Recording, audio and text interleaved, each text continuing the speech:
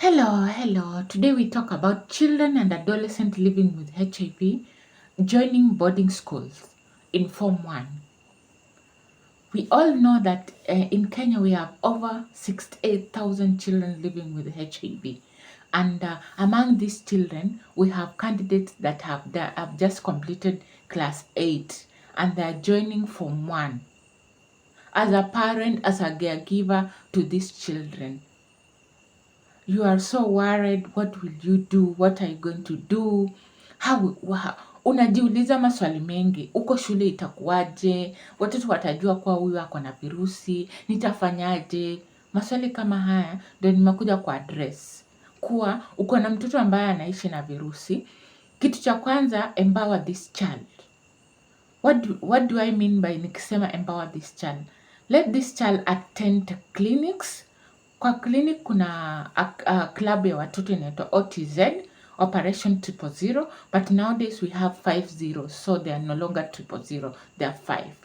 Ambapo children are taught so many things about how to handle themselves, disclosure, how to take their ARVs, how to maintain suppression, how to life skills, mambo ya everything, how to interact as young people living with HIV.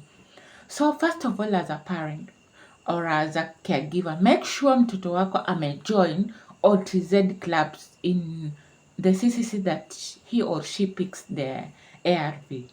Make sure mtoto wako anaenda hospitali, apimwe kilo, apimwe height, apimwe na mark na apimwe na blood pressure kama ni mkubwa.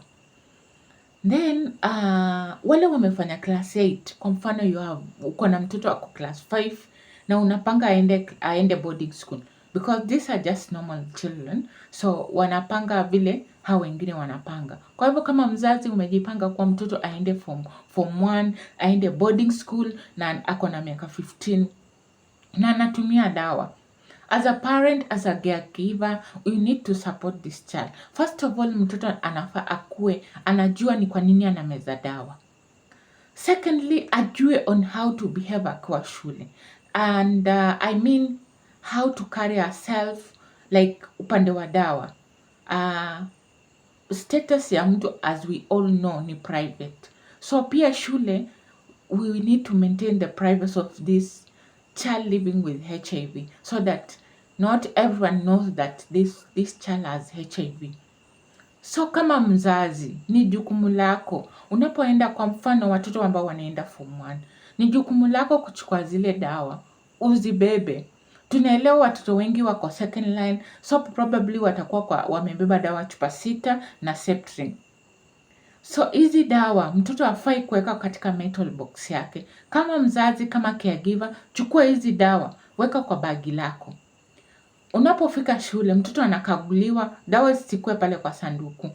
Wewe kama mzazi, chukua jukumu lako, kwenda kwa approach principal shule, umwambie kuwa mimi niko na mtoto wangu nimemleta, mimi ni caregiver wa huyu mtoto, na mtoto huyu anaishi na virusi. You disclose to the principal kuwa my son or my daughter, he is living with HIV, so that the principal is aware that ako na mtoto ambaye anaishi na virusi. Why am I saying ubebe dawa za huyu mtoto? Because whenever form 1 watoto wana line up and they're checked. Imagine if mtoto wako anatumia IZT, 30C and lopinavir, ritonavir. Hizo ni chupa 6 ameweka kwa sanduku, na wanajua katika hiyo checking huwa kuna privacy.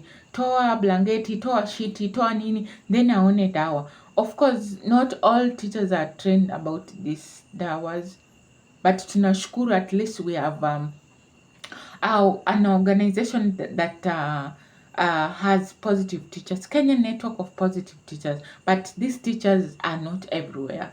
So unless you get a teacher from that organization who can understand, hao wengine hawataelewa umebeba dawa za nini. So maybe I'm just saying maybe anaweza kukutreat ambapo sipo, alafu mtoto self esteem yake irudi chini, mtoto arudi chini because too of maybe being embarrassed na hizo dawa. We have a case, mtoto mmoja alifanywa hivyo na akarudi chini. Don't want to explain very much, but kuna mtoto alifanywa hivyo na akarudi chini. So wazazi ambao wanapeleka watoto form 1, beba hizo dawa. Wewe approach principal, nurse, whoever in school mwenye anaweza kukusaidia. Then mtoto ndakana akuwe empowered kabisa, mwenye anaweza jisimamia shule. Another thing I need to address ni stigma in school. We've had cases whereby watoto wengine wakuona dawa za mtoto ambaye anatumia dawa, they start making fun of this kid. Oh, you are HIV positive. Oh, you're having sex. You are started having sex. But these kids do not understand that watoto wengine hata wajawahi have sex na wako HIV positive. So we need also sensitization in school. I know people will say, kila mtu ako aware about mambo ya HIV and AIDS. Yes, but the stigma in school is on another level. And I'm not saying all schools. There's some very nice, good schools. There are very good schools that do not stigmatize HIV positive children. And remember, HIV positive children or adults or adolescents have rights to be in those schools. So no one should discriminate them because they have HIV. And HIV is not contagious. HIV, we all know how HIV is spread. So if we embed this child, he or she will go to school and carry herself well and take her ARVs in secrecy, and she will be just okay. I don't want to have a case whereby this child goes to school and in April, this child comes back, she's so down, her health has deteriorated because of stigma in school. Parents who are watching this video, teachers who are watching this video, let's end stigma in school, especially principals. The stigma in school is on a very high level. Please don't discriminate HIV positive children and adolescents living with HIV. They are struggling in their own ways. So when you stigmatize them, you make their life go down. They have low self-esteem. They'll stop taking the ARVs. They'll become very sick, and you will not like it. And as we always say, whatever you do, it always comes around. So treat HIV positive children as your own children, because these children, they have no one. They only have us to support them. So if they feel stigma in school, they are not free at home, it means we are not making a conducive environment for children. Let children go to school, let them take their ARVs well. Let's also keep their private life private. Not a case whereby because you know of a child so and so is on ARV, you go and discuss it with everyone in school. HIV has laws, and this person or this child living with HIV has a right to privacy, unless he or she has disclosed herself to everyone. But don't make yourself a speaker to go and announce to everyone, or student so and so has HIV. No, don't. And if you happen to see their drugs, kindly do not start showing around, because that's also stigma. Oh, njoo muone hizi ARVs vile zinakaa. We've also had cases whereby watu wanaonyeshana hizi dawa. We all know how, okay, not all, some of us know how ARVs look like, but we have different ARV. We have different ARV, especially for children. Some of them are not the normal ARVs, like TLD. Okay, some children are on TLD, but I said a number of children are on second line. So you might not uh, you should not start showing other teachers or students how ARV looks like. These are our children, and they deserve love, and they need all the support that we need. So I talked about the clubs in hospitals. We have OTZ clubs where we used to say before Operation 000, but now we have 5 zeros. So the first zero is zero missed appointment. These children and adolescents should not miss their clinic days. As I said, when they go to school, they are given drugs for 3 months so that we don't interrupt the school program. Let them just be in school like the normal kids. So, zero missed pill. We also advocate for these children and adolescents living with HIV to have zero missed pill. How will they have zero missed pill if you stigmatize them at school? You need to support these children so that they don't miss the IRVs, so that we improve their adherence, and by the time they are coming back, they are still suppressed. And if one is suppressed, they live a normal life. There is no diseases, there's no opportunistic infection. No, wanaishi maisha ya kawaida. The next zero is zero viral load. That's suppression. When you are suppressed, your life is prolonged. Maisha yako inarefuka. We also, when you are suppressed, we get away with stigma because one will not be sick, they'll just be okay. So stigma pia ina reduce. Another zero prevention of mother to child transmission. Zero prevention of mother to child transmission, which is as adolescent and young people living with HIV, we should not engage in sex.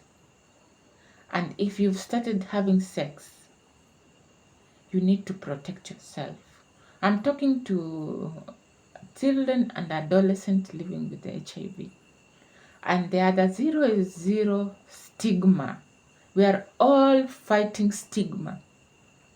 We've talked about stigma in school, and you see in these 5 zeros, there's stigma is coming in. Zero missed appointment, zero missed pill, zero viral load, zero stigma, zero elimination of mother to child transmission. No child at this age should get HIV. Women who are watching me, if you've never tested and you are just at home, kindly go to the nearest hospital and get tested, because it starts by testing. And someone will ask me, 68,000 children in Kenya living with HIV, and I say yes, over. It's not exactly, it's over 68,000. So we need to start talking. We need to end AIDS in children by 2027. How will we end this AIDS in children by 2027? It starts by knowing your HIV status. As a woman, as a mother, as a couple, you need to go and know your HIV status. There are people who have never tested in their life. They only test when they are pregnant. An example is me. I had never tested. So if you ask me, I don't know. Because the first time I tested, I was HIV positive. I had the greatest fear of testing. So if I did not test, you can see what could have happened to my child. My son is 16 years old. And as I talk about him, I understand there are mothers who have HIV positive children, and as we all know, a HIV positive child, if he or she is put on treatment, his life or her life prolongs. The child is able to live a normal life. It doesn't mean that if the child is HIV positive, you stop giving the child his or her ARVs. No. Give the child ARVs until he's able to understand himself so that he can start taking the medicine himself. And if you have a child and this child does not know their HIV status, and you keep on lying to the child, oi, uko na TB, unakunywa dawa za TB, unatumia dawa za TB. These children are taught in school about HIV. They're taught in school about HIV, and they're told very bad things about HIV. And you keep on lying to the child, you have TB, you have a strange disease that will heal one day. Tell the child the truth. If you're not able to tell the child the truth, kindly go back to the hospital. Talk to the clinical team. Tell them that my son or my daughter has begun asking questions. They start by asking, mama, kwa nini mimi nakunywa dawa? Mama, mimi nitapona lini? Mama, niko na ugonjwa gani yenye haiponi? Hizi dawa ndameza paka lini? Those are some of the questions that children ask about HIV. So when a child starts asking, kindly run to the hospital so that they can help you. I know as a mother, as a parent, it's not easy. As a guardian, it's not easy to tell the child what he or she is suffering from. But there are systems at the hospital that if you consent, they do what we call assisted disclosure. And we start by the age the child, by the time the child is at age 6. Someone will ask, how age 6? Yes, age 6. Children are different. They're not like adults. So they are told according to their age. You don't just tell a child everything, no.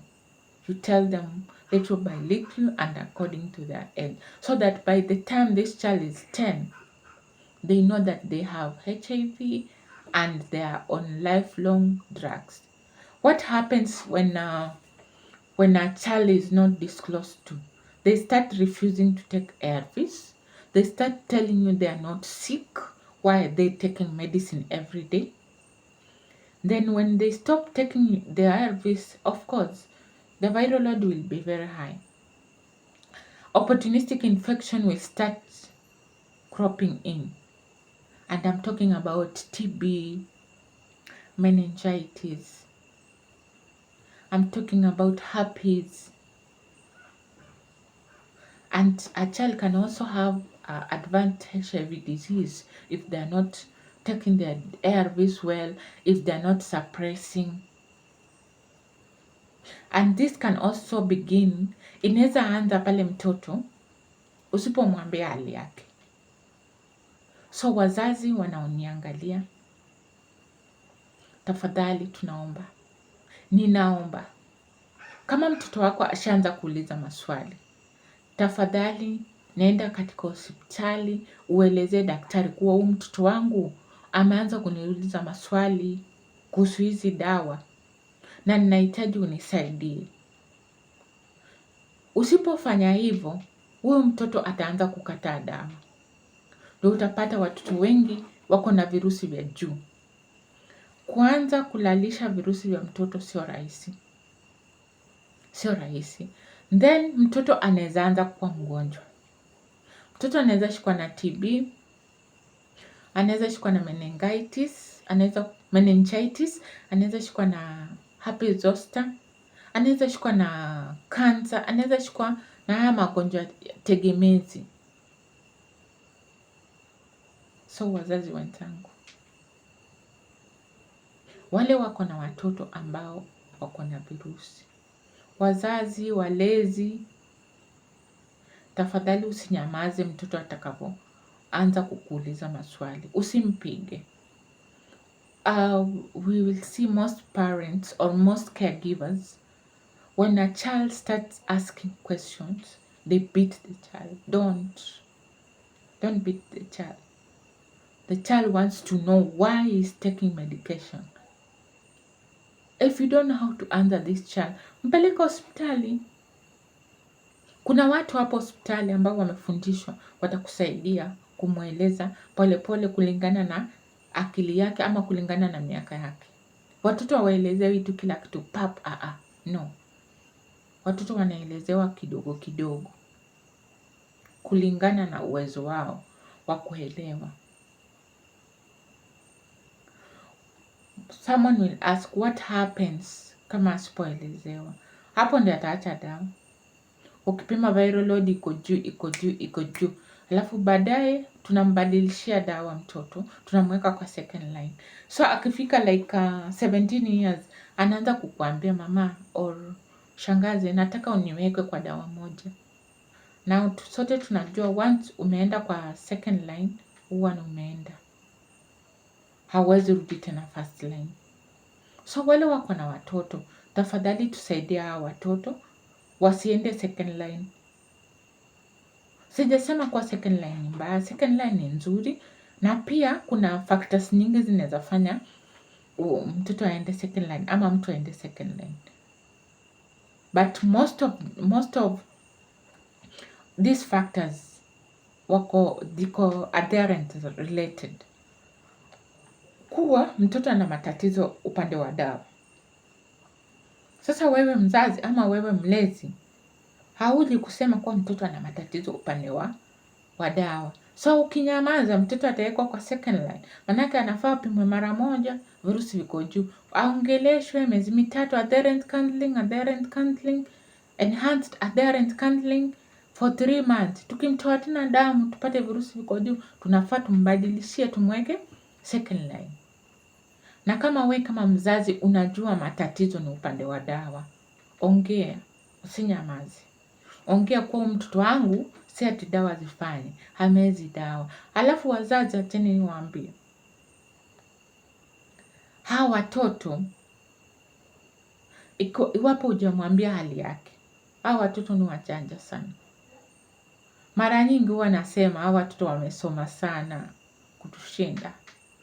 Na utapata kuwa nasema watoto wako form 6. Ni kweli watoto wako form 6. Because utapatia mtoto dawa, atatoka hapo nje na atatema. Akitolewa damu after 3 months, kwa mfano kama amepima leo anatolewa after 3 months. Utapata kuwa virusi viko juu. So unashangaa mimi mwenyewe nampatia dawa. How comes virusi viko juu? So wazazi, iwapo utampatia mtoto dawa, kaa na yeye muda wa dakika 10, akunywe maji, umwambie afungue ulimi. Ndio utahakikisha kuwa mtoto dawa zake amemeza. Na usipofanya hivyo, watoto wengine ni wajanja, watoto wengine wamesoma sana kutushinda. So mpaka ukuwe keen, manake wewe kama mzazi unatakia mtoto maisha mazuri. So tusipoangalia watatufanyia hivyo. Usipo pia kufanya disclosure, watoto wanafanya hivyo, because anashangaa ni kwa nini watoto wengine hawamezi dawa, ni mimi tu. Alafu kama watoto wanameza dawa vizuri, sio rahisi asikie kama anaumwa mahali kokote. So atakuuliza, mama mimi siumi mahali kokote, mbona mimi nakunywa hizi dawa? Usipomjibu hili swali, ndio unaona mtoto anaanza matatizo. Matatizo mengine vile nimesema yanaanza mtoto anapoenda form 1. Form 1, tafadhali jipangeni na watoto. Sitakwambia fanya hivi ufanya hivi. Chukua mtoto wako, shule bado hazijafungua, nenda hospitali pale mnachukua dawa. Pangeni na daktari vile mtoto atakunywa dawa kwa shule. Mwekeeni mambo ya mtoto siri. Yule utakayeeleza mwambie kuwa mambo ya afya ya mtoto ni siri. Hafai kuelezea watu shule. Manake kuna unyanyapaa wa hali ya juu katika shuleni mwetu. Na watoto ambao watakavyoona hii video, tafadhali tunaomba mpunguze unyanyapaa shuleni. Na inaanza na walimu. Utapata wewe unacheka mtoto wa mwenzio kuwa na virusi. Na wewe VCT hujawahi kanyaga kama mimi nilikuwa sijawahi kanyaga VCT. Amini usiamini utacheka leo, lakini kesho ukienda VCT utapata uko na virusi. Utakumbuka ule mtoto ulimcheka. Na huyo mtoto ukumbuke, hana hatia yote.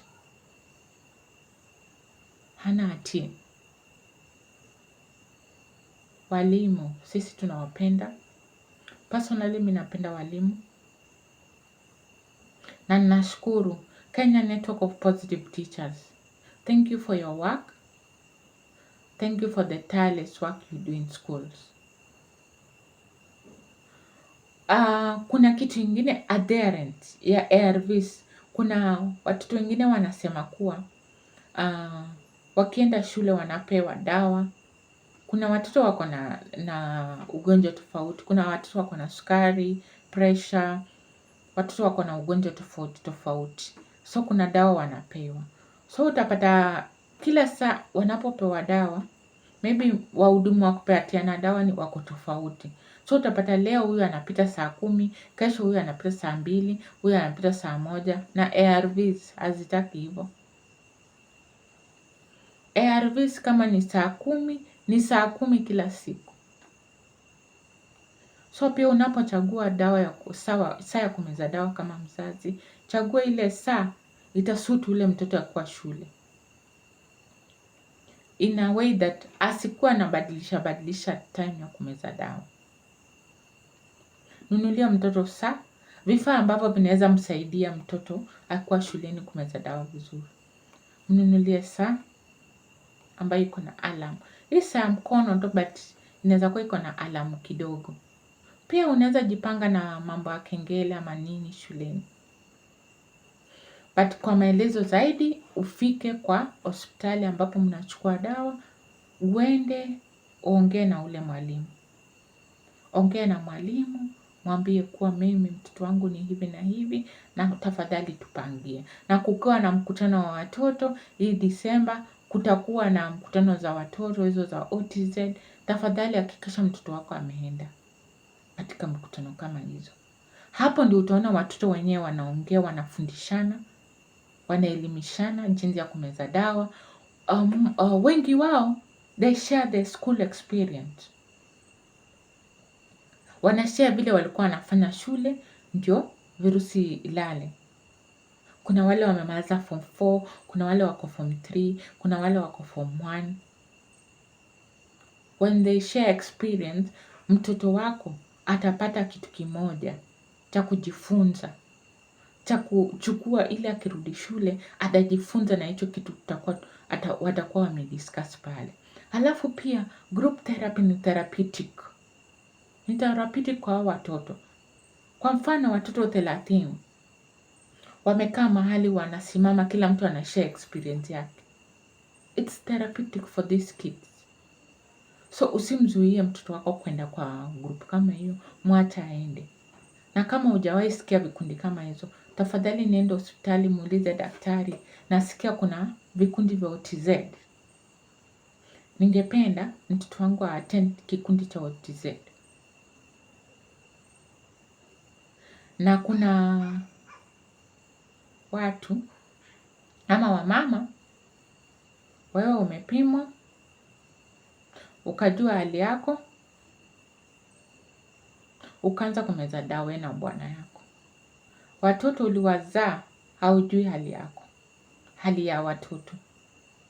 Utapata mtoto anakuwa mgonjwa ndio unamleta hospitali. Tafadhali. Kama hujawahi pima watoto, najua hawana neno. Most people say hawana neno, but peleka watoto hospitali ndio tujue hawana neno. Peleka wapimwe, uondoe shaka. Ondoa shaka kabisa. Peleka watoto wapimwe wote. Usipoteze watoto sababu watoto hawajapimwa. Usipoteze mtoto wako sababu mtoto ameshikwa na advanced HIV disease ama ameshikwa na ukimwi, ameshikwa na AIDS na wewe uko hapo. Peleka mtoto hospitali apimwe, ajue hali yake.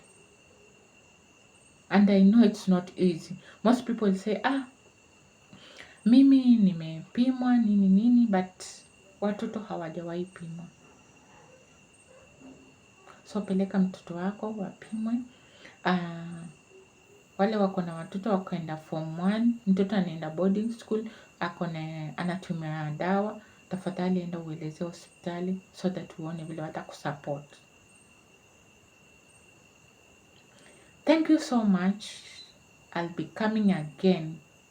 Bye. I love you all.